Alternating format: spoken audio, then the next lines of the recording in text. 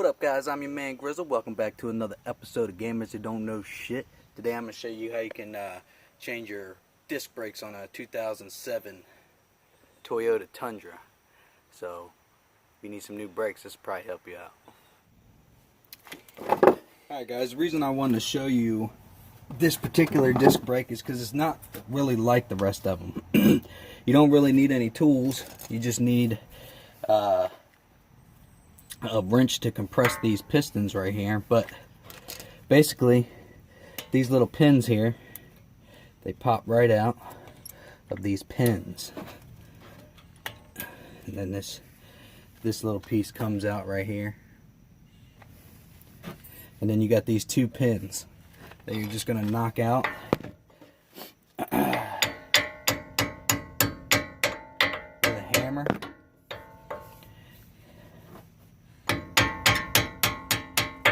Just like that. You can see how they're starting to come out here and here. You just pull these out, and then I'll show you what to do next. Alright, I got the top one out. Here's the top one right here. Your bottom one is holding this other pin on here. So as you're taking it out, I just use my hammer and I pull it out little by little. You don't want to force it out because you don't want to bend this pin. But as it's coming out, get it out a little bit. You can get your screwdriver in there, push it a little more, and this first little pin is out. It's all one pin, but the first one is out. There's another hole right there, hooks into, and then that second pin is out. And then just go ahead, pull your pin the rest of the way out, and then I'll show you how to get the pads out. Alright guys, got the pin out, and you can see in these brake pads here that they got these little holes. The middle holes are for your brackets. These bottom holes are where your that's where your pins go through. So you filter them in right through here, goes through the pad and into the other side, and then you put that pin on the other side so that the brakes don't come out.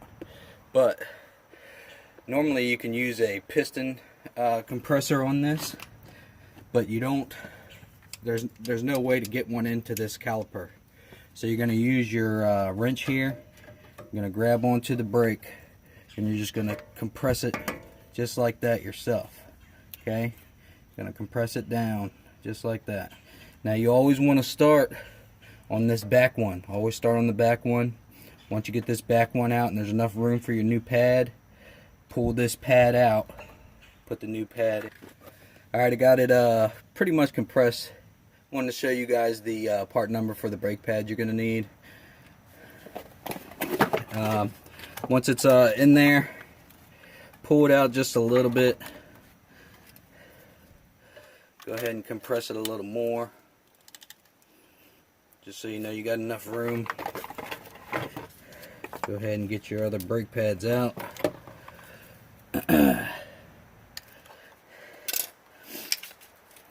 You can put some grease on the one side so that it slides down in there. You're going to want to use some brake cleaner. Go ahead and spray some brake cleaner up in here if you want. The old one basically pulls out. Here's your new one. This is going to slide right in here. Now it's going to be a little difficult because everything's tighter. Oh, never mind. But it's going to be a little difficult for you. So just tap the top. Don't hit the pad. Just hit the top of it till it lines up with those holes. Okay? And then after this one is in, you're going to change this side. And you're going to do the same thing. You're going to grab it. Alright guys, got the second one out. You can see how far these pistons are compressed. That's pretty good. You want about that much space so that you can get your new one in there. Sometimes if you don't do it enough, just go ahead, stick that old pad back in there just a little bit.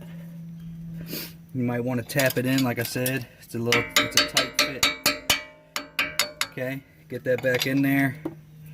Go ahead and compress it again. You want to get those pistons all the way back into that caliper. so that you have enough room for the new pad, because the new pad's got a lot of brake pad left on it. You can see that one basically has nothing. Probably should have changed them a little while ago. So I still don't have enough room. I'm gonna keep compressing, and then I'll put that one in. All right, I got that second pad up in there. Come over here to this side. Go ahead and see if you got your holes lined up. If you don't, go ahead and tap the top over a little bit until your pin starts going in there. Once the pin is in there, I got it in there, it'll start coming through the other side. It's going to go through the first brake pad like that, then it's going to go through the second one, then it's going to come out this side, just like that. Now with the second one, you're going to do the same thing. Let me see if I can show y'all down here a little bit. There we go. Do the same thing, get your pin in there, but on this one, this is when you're going to put that clip back in. So here's the first clip. Make sure it goes through here. It's going to go through this, all the way through the other side, and then through this other side of the pad. So you're going to want to put it in there like so.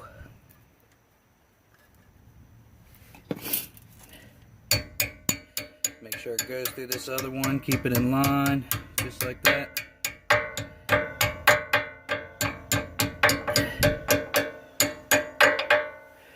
And voila. Now you're going to take the clip that holds these pins in their place. Alright guys, that's how it's done. If you got any questions, be sure to leave a comment down below. I'll help you out. It's pretty straightforward. I did want to show you this particular disc brake caliper because it's a little different than the other ones. Some of the other ones you just unscrew a bolt back here, the whole thing lifts up, take the pads out, put the pads in, and then you screw the screw back in. But yeah, if you like what you saw, don't forget to like my shit, comment, subscribe, and I'll catch y'all on the next one. Peace.